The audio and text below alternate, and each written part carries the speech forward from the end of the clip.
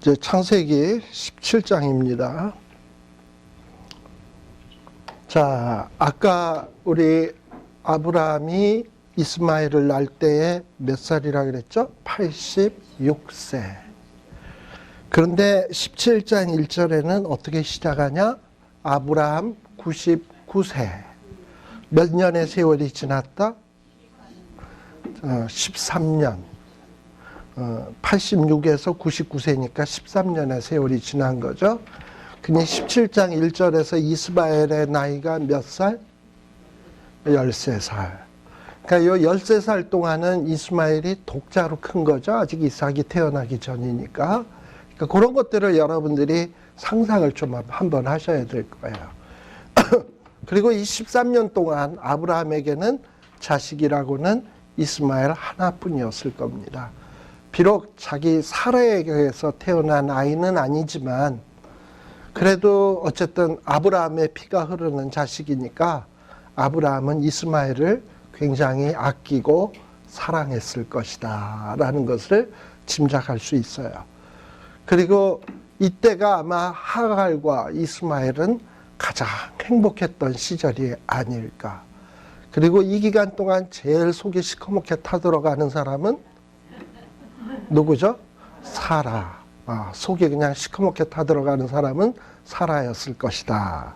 그래서 성경에서 우리가 이렇게 구체적으로 나와 있지는 않지만 그냥 이렇게 행간, 줄과 줄 사이에 이렇게 나타나는 이런 이야기들을 보면서 한번 이렇게 머릿속으로 그림을 한번 이렇게 그려보셔야 이 성경을 이해하실 때 좀 더 도움이 많이 됩니다. 그래서 성경은 읽는 것도 중요하지만 묵상, 그러니까 이걸 그냥 최소한 상식적으로 가능한 거를 머릿속으로 한번 그려보는 거예요. 연극, 드라마 뭐 이런 식으로. 그래서 이 99세면 그렇게 됐을 것이다 생각을 하는 거예요. 자, 그러면서 아브라함은 이 이스마엘을 키우면서 뭐 여전히 사라에게는 자식이 없고 13년 동안, 그리고 이스마엘만 키우고 있으면서 마음속으로는 이런 생각이 들어갔을 거예요. 이제 나는 이스마엘로 후사를 이어야 되나 보다. 그리고 또 사레와 하갈의 갈등을 보면서 좀 사레가 좀 참지, 어차피 저질러 친 거. 뭐 이런 어떤 마음으로 지내오지 않았을까요? 근데 그러던 어느 날 99세, 그리고 아브라함은 사레에 대해서 희망을 접었을 때 더 이상 이제 희망이 없다. 또 사레 자신도 99세 되었을 때 나는 이제 도저히 애를 못 낳는다. 내 인생은 이렇게 저주받은 인생으로 끝나나 보다. 절망했을 그때에 하나님께서 나타나신 거예요. 근데 그 나타나셔서 하나님이 자기를 소개하는 자기의 그 호칭을 한번 여러분들이 눈여겨보실 필요가 있어요. 뭐라고 얘기합니까? 이르시되 나는 전능한 하나님이라. 사람은 외모를 보거니와 하나님은 마음의 중심을 보신다 하지 않았습니까? 지금 아브라함과 사레의 마음속 중심에는 어떤 생각이 있냐? 뭐 하나님이 뭐 나와 사레를 통해서 하늘의 별처럼 땅의 티끌처럼 주시겠다고 했지만 그건 그냥 하시는 소리지. 그게 어떻게 이루어지겠냐? 그냥 호의는 고맙지만 그냥 이스마엘로 만족하면서 살자. 이게 어떻게 보면 아브라함과 사레의 마음의 중심의 생각이었는지 몰라요. 근데 하나님은 그게 섭섭한 거야. 나는 분명히 약속을 했으면 그걸 믿어야 되는데 아브라함과 사레가 그걸 안 믿고 그냥 호의는 고맙지만 뭐 요 정도로 생각하고 설마 그게 이루어질까 하는 거로 생각을 하니까 속이 상하신 거야. 그래서 아브라함과 사라에게 하는 말이 뭐냐? 너희들 나 못 믿냐? 내가 전능자야, 전능자. 그게 뭐냐? 나는 모든 것을 할 수 있다는 거지. 너희가 99세 되고 뭐 89세 돼서 애를 못 낳는다고 포기해? 너희는 포기했는지 모르지만 나는 모든 것을 가능케 할 수 있는 분이야. 전능자다. 전능한 하나님이다. 그러니 너희들이 나를 하나님으로 믿는다면 너희들은 좀 나를 믿으려면 한 85%, 90%만 믿지 말고 완전하게 믿어라 좀. 그냥 불가능한다 사다 싶어도 하나님이 한다 그러면 하나님이 메주를 파트로 쓴다. 그러면은 믿으라는 거예요. 파트로 메주 쓴다 그래도. 왜냐? 하나님이 얘기한 거니까. 그렇게 해서 뭐냐 하면은 믿으려면 완전히 믿어라. 좀 이렇게 얘기를 하고 있는 거예요. 어떻게 보면 아브라함과 사레의 그 흔들리는 그 믿음의 상태, 이 정말 가장 적절한 상태일 때 우리 하나님께서 나타나셔서 그들의 마음을 일깨우는 내용이 나는 전능한 하나님이다. 너는 완전해야 된다. 라고 얘기하는 거예요. 그러면서 이전에 지금 아브라함과 사레는 하가를 취해서 자녀를 낳으려고 했어요. 근데 하나님은 완전하라 그러면서 뭐라 그러냐? 못 믿는 것 같으니까 또다시 17장 2절에 다시 언약을 맺는 거야. 이미 15장 18절에 하나님이 약속을 했잖아요. 그랬는데 또다시 여기 17장 2절에서 또다시 언약을 맺는 이유는 뭐냐? 뭔가 이 아브라함과 사레가 하나님이 약속을 주셨는데도 믿지 못하고 인간적인 방법을 동원하고 있거든. 그러니까 하나님은 다시 약속을 맺어서 야, 내 약속은 인간적인 생각으로 이루어지는 게 아니라 내 뜻대로 되어지는 거야. 그러고서는 하나님이 자기의 뜻을 분명히 명확히 얘기하는 거예요. 내가 나와 너 사이의 새로 너로 심히 번성케 한다. 그러면서 이제 내가 너희를 다시금 번성케 하겠다. 그러면서 뭐라고 얘기하냐면 4절에 보면 언약을 세우는데 너는 뭐 어떤 단순히 후손의 수가 많아지는 게 아니라 12의 아비가 된다. 그러니까 어떤 한 나라의 아비가 되는 것도 아니고 세계 여러 나라의 아버지가 될 것이고, 그리고 5절에 보면 그 약속의 증표로서 이제 내 이름을 아브람이라 하지 않냐고 아브라함이라고 하는데 그 뜻은 어떤 뜻이냐? 열국의 아비라는 뜻이에요. 자, 그러니 아브라함이 이제 이름이 바뀌어진 다음에 살아가면서 사람들이 아브라함아, 아브라함아, 이게 얼마나 많이 들을까요? 그 소리를 들을 때마다 무의식적으로 들을 때도 있지만 어떤 순간에는 하나님이 나를 열국의 아비가 된다 그랬지. 이걸 몇 번씩 되새기는 계기가 됐을 거예요. 그러면서 하나님이 하시는 약속이 뭐냐면 너로 심히 번성하게 하겠다. 그리고 너로 인해서 한 나라만 나오는 게 아니라 나라들이 너를 쫓아서 일어나고 열 왕이 내게로 쫓아서 나고, 그리고 내가 내 언약을 너하고만 맺는 게 아니라 7절에 보면 대대의 후손 사이에 세워서 영원한 언약을 삼겠다. 그리고 하나님은 아브라함의 하나님만 되는 게 아니라 누구의 하나님? 내 후손의 하나님이 되겠다 하고서 지금 약속을 해주고 있는 거예요. 사실 이 아브라함의 후손은 이스라엘 백성만이 아닙니다. 아브라함의 후손은 누구도 아브라함의 후손이냐? 하나님을 믿는 사람, 이 사람들도 아브라함의 후손이에요. 그걸 어떻게 할 수 있냐? 우리 로마서 4장 한번 보세요. 신약성경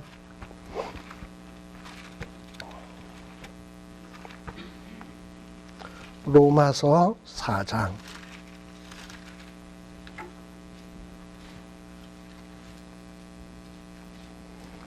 자, 거기에 보면은 4장 1절부터 한번 볼게요. 이 로마서 4장은 아브라함이 어떻게 해서 우리의 믿음의 조상인가 하는 내용을 이 사도 바울 선생님이 잘 설명해 주고 있는 내용입니다. 여러분들 보면은 그런즉 육신으로 우리 조상된 아브라함이 무엇을 얻었다 하리요? 그래서 아브라함이 얻은 게 뭐냐라고 묻는 거예요. 자, 그런데 2절에 보면 아브라함이 의롭다 하심을 얻었는데, 아브라함이 뭘로 의롭심을 얻었다고요? 행위로서 의롭다 하심을 얻었으면 자랑할 것이 있겠지만 하나님 앞에서는 없다. 그리고 3절에 보면 아브라함이 의롭다고 여겨진 것을 성경에서 뭐라고 얘기하느냐? 아브라함이 하나님을 뭐하며? 믿음에 이것이 저에게 의로 여기신 바 되었다. 그니 아브라함도 행함으로 의로워진 게 아니라 믿음으로 의로워졌다라고 얘기했죠. 자, 그러면서 거기에 보면 일하는 자에게는 그 싹을 은혜로 여기지 아니하고 빚으로 여기거니와. 이게 무슨 얘기냐? 내가 누구에게 직장에 취직을 해서 열심히 일을 해요. 그러면 한 달 지나면 나는 뭘 받게 돼 있죠? 월급 받게 돼 있어요. 근데 주인이 월급을 안 주면 내 돈 띄어먹었다고 생각을 하죠. 그러니까는 주인이 나에게 빚졌다고 생각을 하는 거예요. 나는 마땅히 받아야 될 것을 받아야 된다고 생각을 한다고. 일을 했으니까. 그렇잖아요. 네. 그런데 일을 아니 했는데 주인이 돈을 줬다. 그러면 어떻게 돼요? 내가 마치 또 빚지는 것이 되는 거잖아. 일을 안 했는데 빚을 졌으면. 지금 그 얘기를 하고 있는 거예요. 자, 하나님은 우리를 어떻게 의롭다고 하느냐? 일을 아니할지라도 경건치 아니한 자를 의롭다 하시는 이를 믿는 자에게는 그의 믿음을 의로 여기신다. 이게 무슨 얘기입니까? 내가 무슨 착한 일을 하지도 않았어. 그리고 나는 경건치도 않아. 그런데 하나님을 믿었더니 하나님을 나를 의롭다고 여겨주시는 거야. 의로운 행위를 한 적도 없는데. 그러니까 우리가 의를 얻었다고 하는 것은 내가 잘나서 얻은 게 하나도 없다라는 거예요. 믿음으로 얻은 것조차도 하나님의 은혜라는 거예요. 자, 그래서 여기에 보면 7절, 착한 일을 한 적도 없는데 불법을 사하심을 받고 그 죄를 가리우심을 받는 자는 복이 있다. 그리고 주께서 그 죄를 인정치 아니하실 사람은 복이 있다. 뭐 이런 얘기를 해요. 자, 이러면서 아브라함은 어떻게 됐냐? 9절에도 나오네요. 이 대저 우리가 말하기를 9절 중간 대저 우리가 말하기를 아브라함에게는 뭐로 의로 여기셨다? 그 믿음으로 의로 여기셨다. 그러면서 10절에 무슨 얘기를 하냐면 아브라함이 의롭다 여김을 받게 된 것은 지금 창세기 우리가 지금 몇 장 하고 있었죠? 17장 하고 있었죠? 자, 17장 좀 뒤로 쭉 넘어가다 보면 할례에 대한 얘기가 나와요. 자, 그러면 아브라함이 의롭다 여김을 받은 것은 언제 아까 의롭다 여김을 받았냐 하면 15장에서 우리 아까 봤습니까? 창세기 15장에 보면 아브라함이 하나님을 믿음에 그 티끌 얘기 하늘의 별처럼 되는 얘기 나왔던데 다음에 나왔잖아. 아브라함이 하나님의 그 하늘의 별처럼 후손이 많아지겠다라는 것을 믿음에 그것을 의로 여기셨다라는 얘기가 나오잖아요. 지금 로마서에서 아브라함이 하나님을 믿었다라고 얘기하는 것은 창세기 15장에 나오는 얘기를 언급하고 있는 거예요. 근데 할례는 몇 장에 나와? 17장에 나와. 자, 그렇다면 아브라함이 하나님을 믿어서 의로워진 것이 먼저입니까? 할례가 먼저입니까? 믿음으로 의로워진 게 먼저죠. 그러니까 아브라함은 할례를 받았기 때문에 의로워진 게 아니에요. 믿음으로 의로워진 거예요. 그리고 나중에 할례를 받은 거지요. 네. 그 순서를 여러분들이 잘 기억을 하셔야 돼요. 그래서 사도 바울은 그 순서를 지금 이야기하고 있는 거야. 여기에 보면 11절, 4장 11절 로마서 저가 할례의 표를 받은 것은 무할례 시에 믿음으로 된 의를 자 창세기 15장에서 믿음으로 의로워졌잖아요. 이렇게 의로워진 것을 17장에서 할례를 행함으로 뭐한 거다? 도장 찍은 거다. 아시겠죠? 15장에서 이미 의로워졌는데 실질적으로는 그 의로워진 것을 17장에서 하나님이 할례라고 하는 의식을 통해서 뭘 한 거냐? 인을 친 거다 이 말이에요. 도장을 친 거다. 자, 그래서 무할례자로서 믿는 모든 자세의 조상이 되었다. 그래서 아브라함은 누구의 조상이냐? 믿는 자의 조상이야. 그리고 할례를 행치 않아도 무할례자로서 믿는 모든 자의 조상이 돼요. 왜냐? 아브라함도 할례를 받지 않고 믿음으로 하나님 앞에 의로워졌잖아요. 그렇기 때문에 할례를 행치 않고 믿음만 있는 사람에게도 아브라함은 보다 조상이다. 그래서 저희로 의로 여기심을 얻게 하려 하심이라. 또한 12절에 보면 그러면서 아브라함은 이런 믿는 자들의 조상도 될 뿐만 아니라 또 누구의 조상도 되느냐? 할례 받은 자의 조상도 돼. 그래서 유대인들의 조상도 되면서 믿음의 그 사람들, 이방인이지만 할례 안 받았지만 이 믿음의 사람들의 조상도 돼. 자, 그러면서 여러분들 13절에 보시게 되면 아브라함이나 그 후손에게 세상의 후사가 되리라고 하시는 언약은 율법으로 말미암은 것이 아니요 오직 믿음의 의로 말미암은 것이니라. 그래서 하나님이 아브라함과 그 후손에게 여러 가지 약속을 하고 있잖아요. 땅 함께 하신다, 후손 주겠다 약속하신 것은 아브라함의 육체를 따라서 난 자에게 주려고 하는 것이 아니고 여기에 분명히 뭐라고 되어 있냐면 믿음의 의로 말미암은 것이다 라는 거예요. 그러니까 믿는 사람은 아브라함의 후손이거든요. 아브라함의 후사거든요. 그래서 그 믿는 사람들에게 하나님이 약속하신 것을 주시겠다라는 거예요. 율법을 행하는 자에게 주는 게 아니라 믿음으로 하나님을 믿는 자에게 아브라함의 후손의 축복을 주시겠다라고 얘기하는 거예요. 자, 그래서 14절. 만일 율법에 속한 자들이 후사이면 율법을 행하는 자들이 하나님의 언약의 축복을 받도록 돼 있다고 한다면 믿음은 헛되고 약속은 이미 끝난 거다. 왜냐? 율법을 100% 행할 수 있는 사람이 없잖아. 그러면 하나님의 약속을 받아낼 수도 없는 거잖아. 그런데 이 약속을 받아낼 수 있는 것은 뭐냐? 믿음이 있으면 되는 거거든. 그래서 하나님의 약속은 누구에게 주어지는 거냐? 믿음의 후사에게 주어지는 거예요. 그래서 16절에 그러므로 후사가 되는 이것이 은혜에 속하기 위하여, 만일에 율법으로 했다 그런다면 나는 율법으로 행했으니까 아브라함의 후사야, 뭐 잘난 체 할 게 있을 거 아닙니까? 근데 하나님의 이 아브라함의 후사가 되는 것은 무슨 율법으로 행한다고 되는 게 아니거든. 믿음으로 되는 거거든요. 근데 이 믿음으로 된다는 건 결국 뭐냐? 하나님의 은혜에 속았다라는 거예요. 그래서 우리가 사실 어떻게 보면 진짜 그러니 아브라함의 후손은 누구밖에 없냐? 율법을 100% 행할 수 있는 자는 없으니까. 이제 진짜 아브라함의 후손은 믿음의 사람들이 아브라함의 후손이지, 뭐 유대인의 혈통으로 태어났다고 율법을 좀 행했다고 그런 자가 아브라함의 후손이냐? 아니다라는 거예요. 로마서에서는.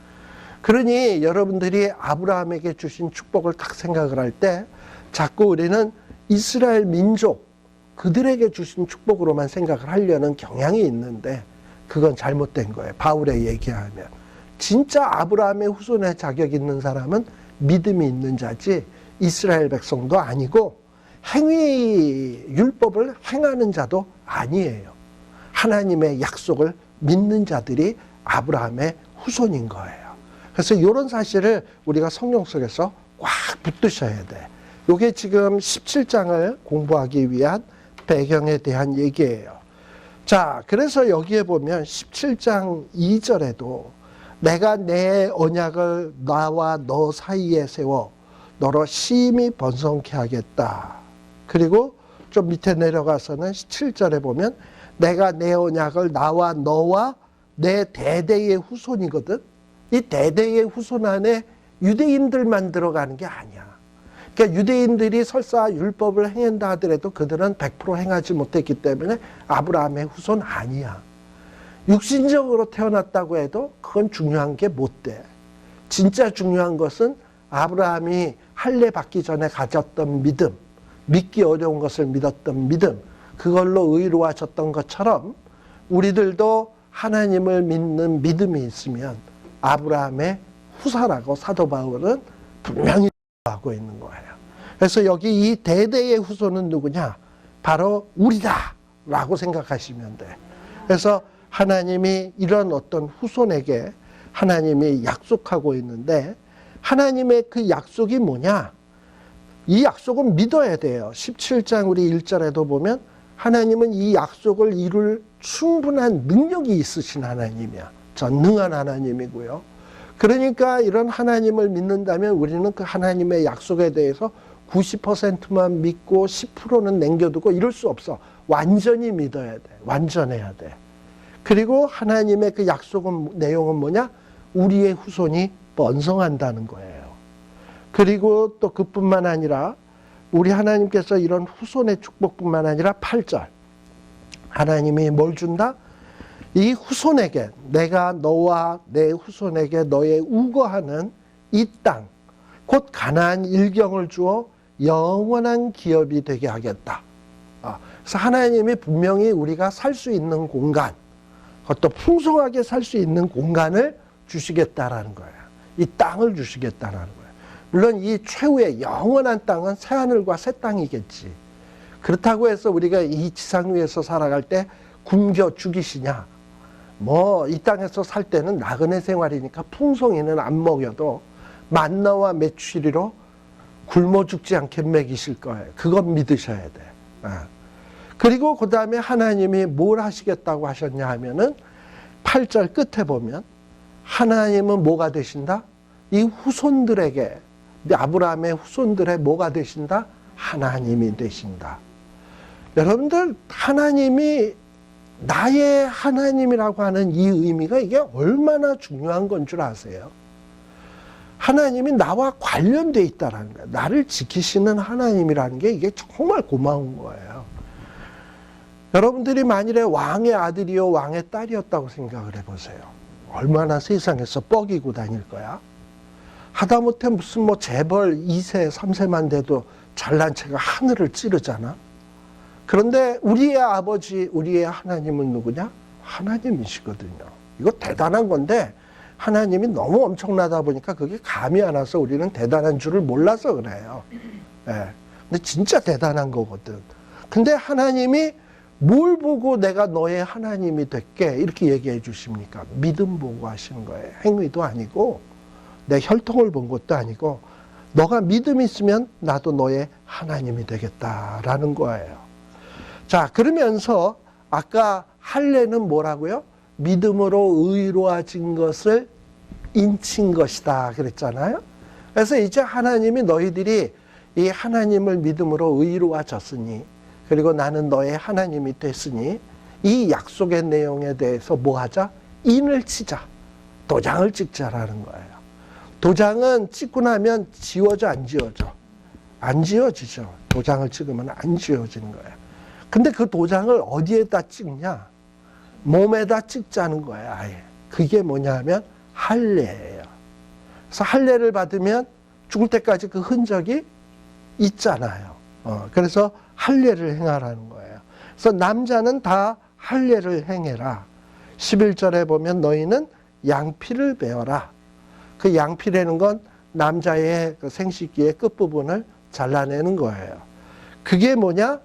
하나님의 그 믿음으로 의로워진 것을 인치는 건데 여기서는 11절에서는 뭐라 그러냐? 나와 너희 사이에 뭐다? 언약의 표징이다. 그래서 하나님하고 약속받은 것을 우리가 무슨 뭐 계약서를 보고서 약속 맺은 거를 확인할 수 있는 게 뭐예요? 도장 찍었나 안 찍었나 그거 보는 거잖아. 그것처럼 남자의 몸에 할례의 흔적이 있나 없나를 보면 얘는 하나님의 백성이구나 아니구나 하는 것을 분별할 수 있는 표징이 되는 거예요. 자, 근데 이 할례는 누가 행하냐? 12절. 아브라함의 집안에 있는 남자라면 다 행해야 돼. 집에서 난 자든지 서로 아브라함의 혈통이 아니라 하더라도 아브라함의 자손이 아니라 하더라도 이방 사람에게서 돈 주고 산 종 같은 사람이라 할지라도 남자이면 무조건 8일 만에 할례를 받아야 된다라고 이야기를 하고 있습니다.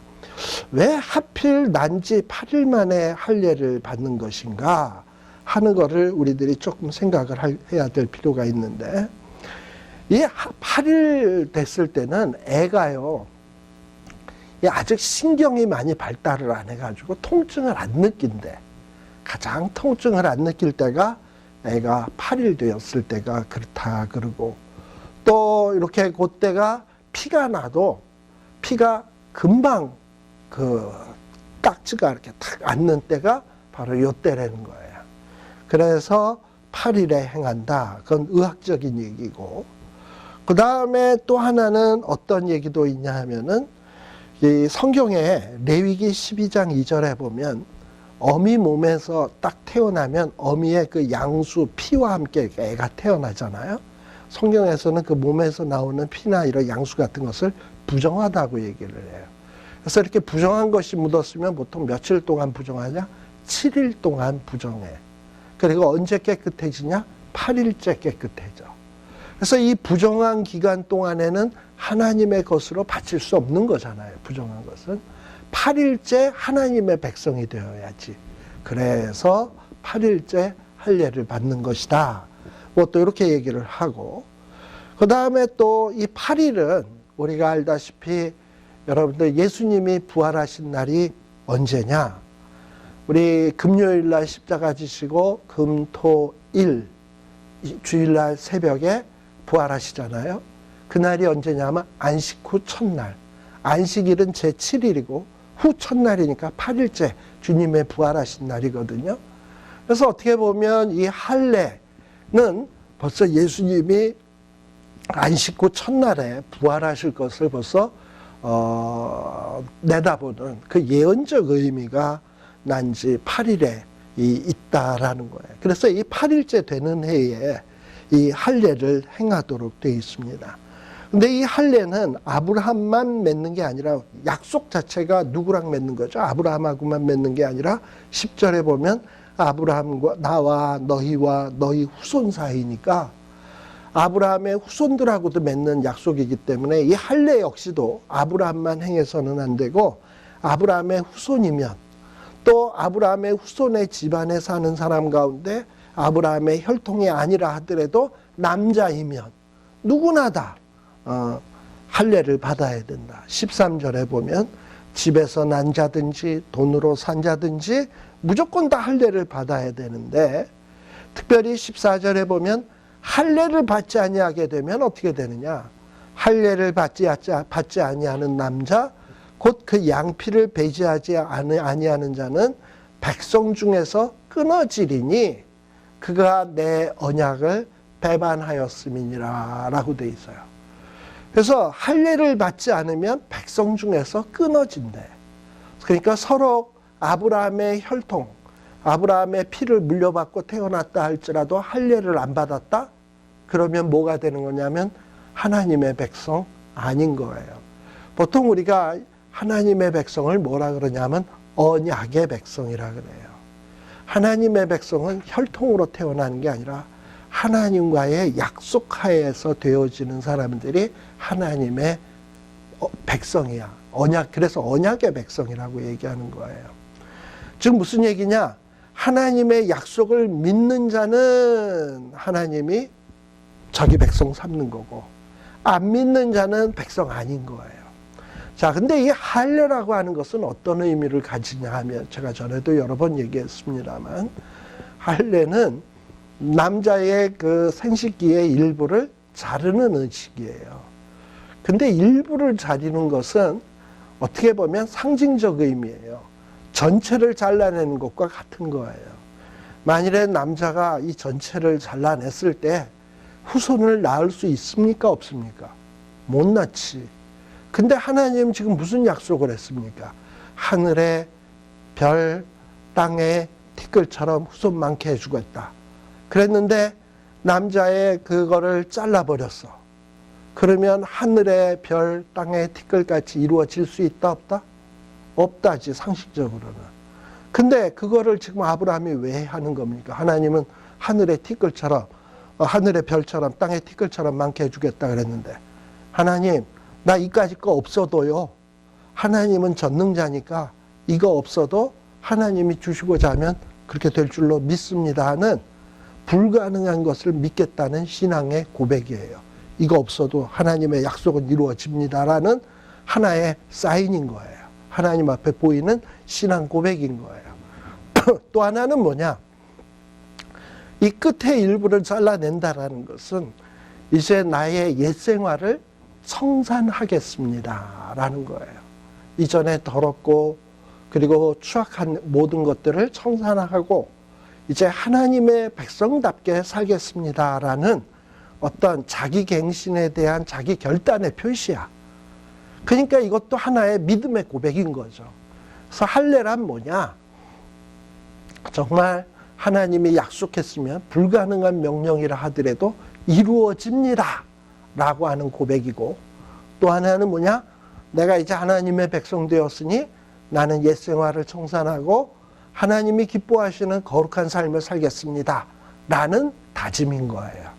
근데 그거를 뭘로 표현하는 거냐? 할례 행하는 의식으로서 표현하는 거예요. 그러니까 진짜 중요한 것은 의식이 아니라 그 의식을 행하는 자의 마음인 거예요. 그 마음이 중요하지 그 의식은 사실 중요한 것이 아니야. 우리 로마서 한번 보십시다. 로마서 2장 한번 봅시다.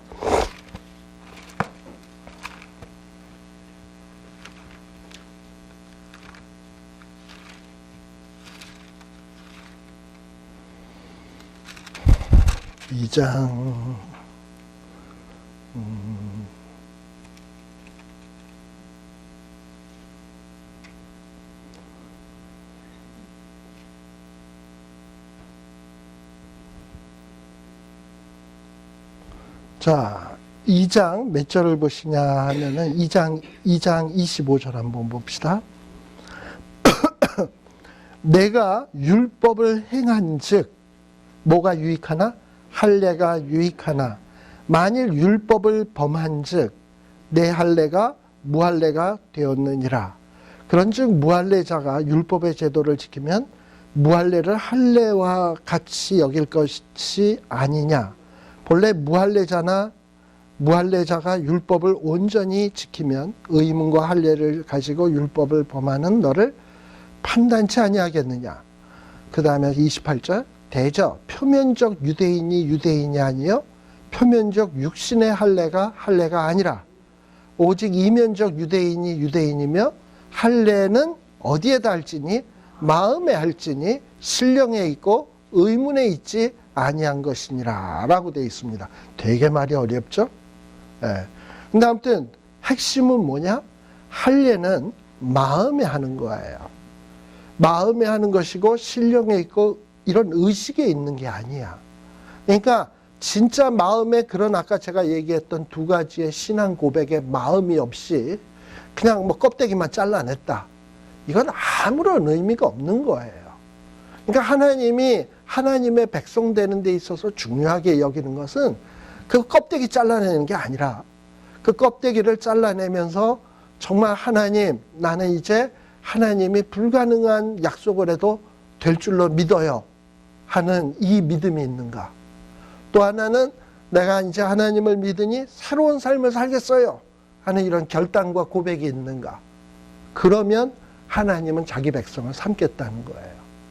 그러나 아무리 정말 유대인의 혈통으로 태어났다 하더라도 그런 고백이 없다면 뭐냐? 그런 자는 백성 중에서 끊어진다라는 거예요. 하나님의 백성, 혈통으로 태어났다 하더라도 하나님의 백성이 아니라는 거예요. 그래서 여러분들 3장 1절도 보세요. 그런즉 유대인의 나음이 무엇이냐? 유대인들이 뭐 혈통으로 태어났다고 잘난 게 뭐가 있냐? 없다라는 거예요. 마음의 믿음의 고백이 없으면. 할례? 그까지 껍데기 의식 행한 거? 뭐 그렇게 중요하냐?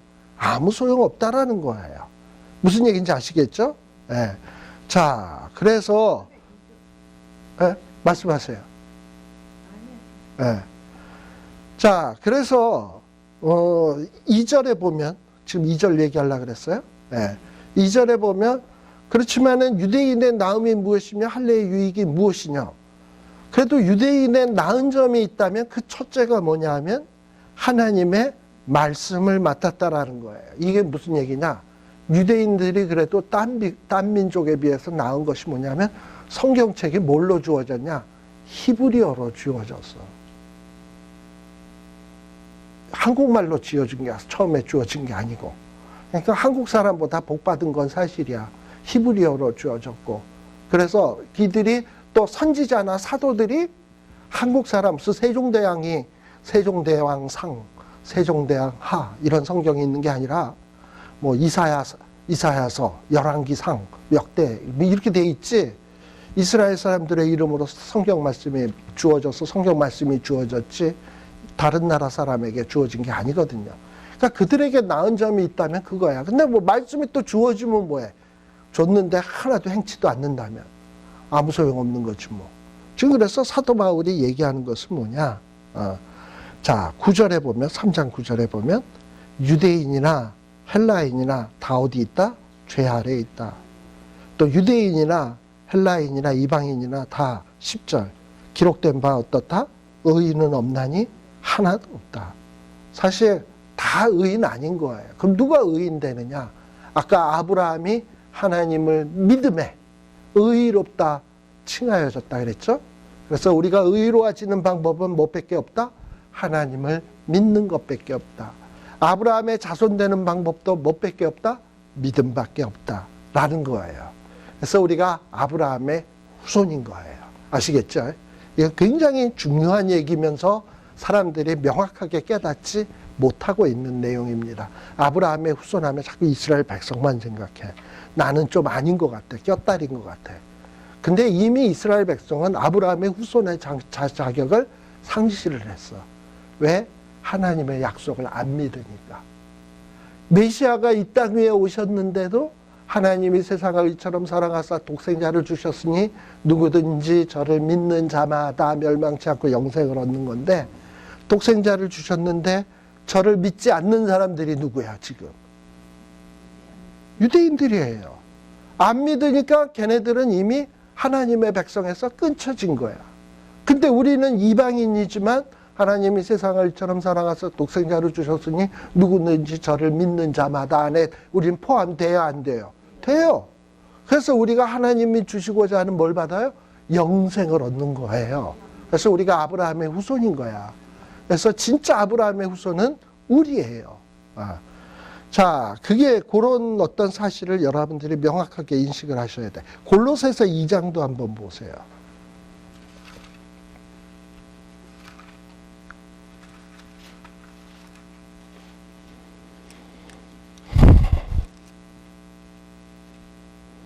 자, 골로새서 2장 몇 절이나.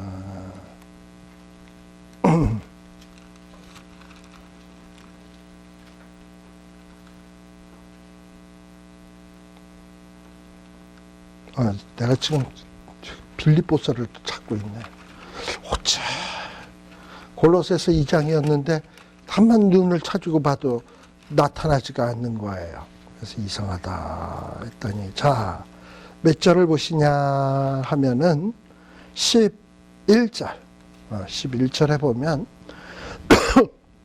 성경에서는 이 골로새서에서는 또 뭐라고 얘기하냐? 또 그 안에서 너희가 손으로 하지 아니한 할례를 받았으니. 원래 남자가 할례를 행할 때 뭘로 하겠습니까? 손으로 하겠지. 손, 칼 같은 거로 하지. 이게 뭐 할례가 그냥 저절로 쑥 하면 저절로 쑥 하고 잘라지나? 원래 손으로 하는 거지. 근데 하나님이 중요하게 얘기하는 할례는 육체의 할례가 아니거든요. 그래서 이 육체의 할례가 아닌 하나님이 진짜 주시고자 하는 할례는 손으로 하는 할례가 아니야. 그래서 11절에 보면 곧 육적 몸을 벗는 것이요 그리스도의 할례니라. 그리스도의 할례인데 이건 손으로 하는 게 아니야. 자, 그럼 우리의 할례는 어떤 건가? 여기 보면 너희가 세례로 그리스도와 함께 장사한 바 되고 또 죽은 자들을 그를 일으키신 하나님의 역사를 믿음으로 말미암아 그 안에서 함께 일으키심을 받았느니라. 이러면서 여기 세례가 나와요. 보통 여러분들 그 세례식 거행할 때 보면 목사님이 앞에 서고 세례 받는 사람이 그 앞에 나와서 서서 모든 성도들 앞에서 서약을 하지. 당신은 이제부터 하나님의 백성으로서 새로운 삶을 살겠습니까? 예. 그리고 당신은 예수 그리스도가 당신의 주인이신 것과 주님의 그 보혈의 피로 당신의 죄사함 받으신 것을 믿습니까? 할 때 아멘하고 해야 세례 주지. 그때 그래 그렇게 물어보는데 아니요. 그러면은 되겠습니까? 그래서 혹시 또 그럴까봐 그 전에 미리 세례 교육을 시켜서 그 앞에다 세우죠. 괜히 와서 올라와서 사고 칠까봐. 그렇게 해서 딱 통과가 되면 그 다음에 이제 세례식을 거행하잖아. 그것처럼 이 세례 우리가를 받는 것은 마치 할례의 의미와 동일해요. 우리의 마음에 신앙 고백이 있는가, 믿음이 있는가. 그래서 그걸 보고서는 근데 그런 어떤 고백이 생겨지는 것은 누가 그렇게 하신 거냐? 우리 예수님께서 성령으로 말미암아 우리를 거듭나게 하시기 때문에 그 일이 이루어지는 거예요. 그래서 여기 창세기 17장에 나오는 요 할례는 오늘날의 뭐와 유사한 거다? 세례와 유사한 것이다. 그래서 사실 세례라는 게 뭡니까? 세례가 먼저입니까? 예수 믿는 게 먼저입니까? 그래서 세례는 뭐야? 예수 믿는 것을 인친 것이잖아. 할례가 뭐야? 하나님의 백성된 것을 인치는 거잖아.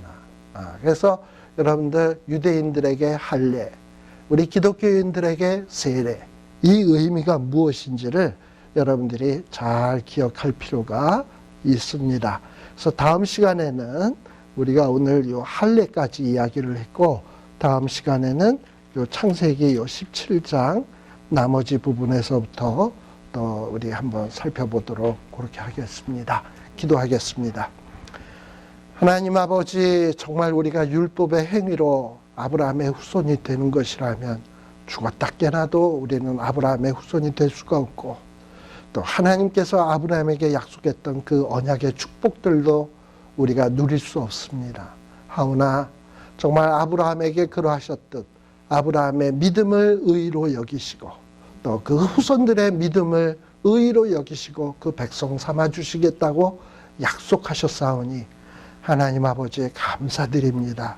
이제 이 하나님의 약속을 정말 90%만 믿고 10%는 남겨두는 어정쩡한 믿음으로 믿지 말게 하여 주시고 완전한 믿음으로 믿게 하여 주시고 하나님의 백성답게 완전하고 정말 온전한 삶을 살 수 있는 저희들 되게 하여 주시고, 비록 세상에 아무리 커다란 장애물과 어려움이 있다 할지라도 전능하신 그분이 나의 하나님이심을 믿고 두려움 없이 전진해 나가는 저희들 되게 하여 주시옵소서. 예수님 이름으로 기도드리옵나이다. 아멘. 마치겠습니다. 네.